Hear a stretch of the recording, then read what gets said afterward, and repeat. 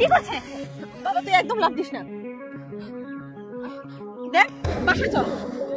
আরে তুমি কোন সাহসে আমার সন্তানকে এভাবে পানিতে ফেলে দিলে বলো?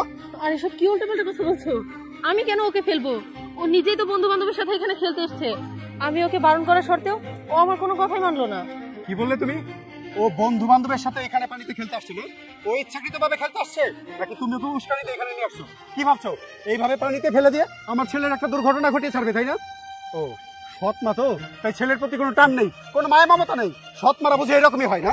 নাহিম, তুমি আমাকে ভুল বুঝছো। আমি ওকে অনেকবার বারণ করেছিলাম, ও আমার কোনো কথা শোনেনি। ভাবলাম জোর করে যদি আটকে রাখি ওর মনটা খারাপ হয়ে যেতে পারে, তাই আর বাধা দিইনি। এই চুপ করো তুমি। তোমার মুখ থেকে আমি একটা কথা শুনতে চাই না।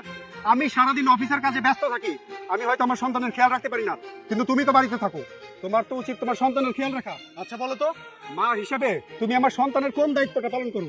কোনো দায়িত্বই না। এভাবে কেন বলছো? আমি তো কখনোই ওকে সৎ ছেলের মতো দেখি না। আমি তো মনে করি ও আমার সন্তানই। দেখো না, বিয়ে হয়ে আসার পর থেকে আমি নিজের কোনো সন্তান নেইনি, শুধুমাত্র ওর জন্য, যাতে করে এর আদরে একটুও কমতি না পড়ে। আর তুমি কিনা আমাকে সৎ মা বলছো? আমি তো ওকে সৎ সন্তান ভাবি না। দেখো, আমি ওকে অনেকবার বারণ করেছি, কিন্তু ও কিছুতেই শোনেনি, তাই আর আটকে রাখিনি। বুঝলাম তুমি ওকে আটকে রাখতে পারোনি, কিন্তু তোমার তো উচিত ছিল ওকে জোর করে আটকে রাখার। ও সৎ মা তো, তাই সন্তানের প্রতি কোনো টান নেই, কোনো ভালোবাসা নেই। তুমি তো ভেতরে ভেতরে এটাই চেয়েছিলে তোমার সন্তানের কোনো একটা ক্ষতি হয়ে যাক। না না নাহিম, আমি কখনো এমনটা চিন্তাও করি না। আমি সবসময় ওর ভালো চাই, ওর ক্ষতিটা তো আমি মাথাতেও আনতে পারি না। এই চুপ করতো তুই। তুই আমাকে উল্টা পাল্টা যা বুঝাবি আর আমি তাই বুঝবো? আরে তুই যদি আমার সন্তানের ভালোই চাইতি তাহলে অন্তত এই সব জায়গায় নিয়ে আসতি না। তুই নদীর অবস্থাটা দেখছো কি পরিমাণ স্রোত বইছে? এই স্রোতে যদি আমার ছেলেকে অন্য কোথাও ভাসিয়ে নিয়ে যায়, আমার ছেলে যদি নিখোঁজ হয়, তখন এর ড্রাইভারকে নিবি? তুই নিবি? ও সৎ মা তো, তাই সন্তানের কদর নেই, তাই না? চুপ করো তুমি। আমি দূর থেকে দাঁড়িয়ে আমি সবকিছু দেখেছি। তুমি কি মনে করেছো সৎ মারা কি মা না? অবশ্যই মা। আর তারা কোনো একটা কিছু করলেই তাদের পদে পদে দোষ, তাই না? আরে তুমি আগের ঘটনা তো কিছুই জানো না, কারণ তোমার সন্তান তোমার স্ত্রীকে 1 ঘন্টা ধরে তোষামত করেছে যে এখানে খেলবে বলে।